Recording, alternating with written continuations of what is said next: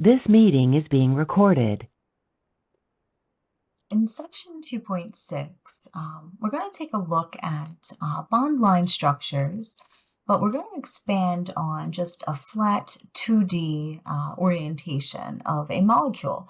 And we're going to try to create a more accurate depiction of a molecule by putting it into 3D representation. So the way that this is done with organic molecules is to draw a dashed line in anything that is going away from you. So, for example, this chlorine here on this molecule would be going into the board or into the screen, as it mentions, into the back of the paper. If you printed this out, it would be on your paper. So this bond, this dashed line would be going into the page, away from you. The solid line, this wedge, as it's referred to on this chlorine here, would be coming out towards us, out of the screen, right? So it's nice and dark and prominent. So the groups that point away from you, we put on a dash, and those that are coming out towards us, that point towards us, we would go on a wedge. We put on a wedge. So this compound here, this first one, is called an acyclic compound.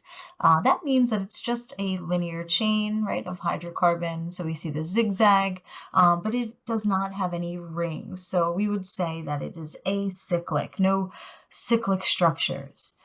Next, we have a cyclic structure here. This is like a cyclohexane parent here. It's a diol. It has two alcohol functional groups. One is going away from us into the board here, into the screen, and then one is coming out towards us, right? And then we have a six-membered carbon ring in this cyclic structure. Over here, we have what's called a bicyclic.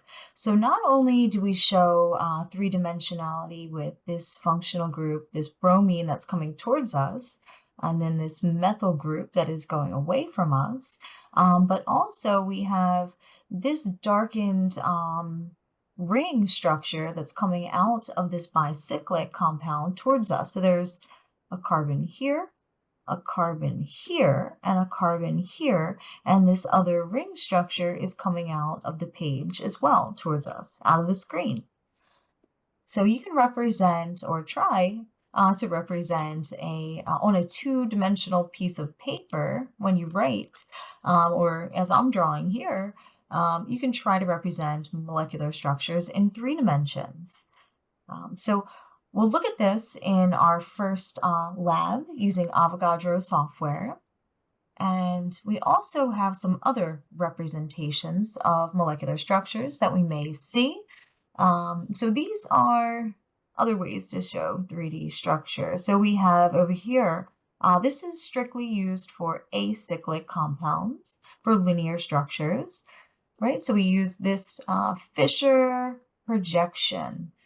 And we'll talk about when these are commonly used, also in our first lab.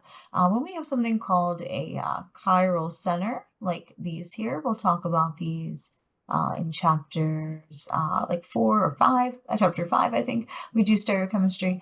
So we'll look at these centers here, that these carbons have 4 different groups all bonded to them.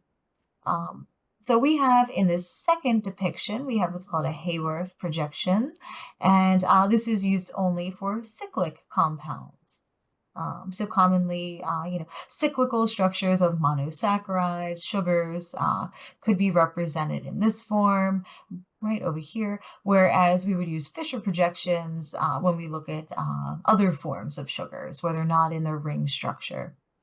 And then last but not least, we have the bicyclic, right? This type of bond line structure is only used for bicyclics. So this does not have that added 3-dimensionality. Since this group is kind of going up in the same plane, it's not really coming towards us. So that is everything for section 2.6. We will continue with 2.7 next time.